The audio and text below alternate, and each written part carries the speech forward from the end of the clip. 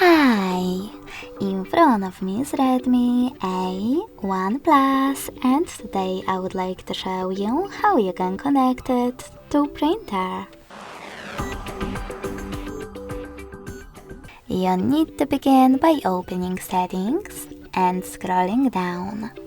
Now tap on Connection and Sharing.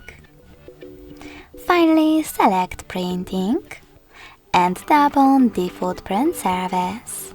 Then tap on this gray sweater if it's not already on. Your device is now looking for a printer. When it finds one, it will connect to it. If you want to use different print service, you need to disable this one. Tap on the back button and choose Add Service instead.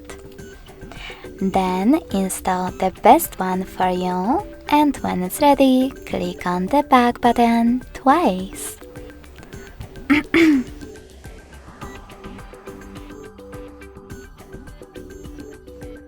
Lastly, just tap on your new service and wait again.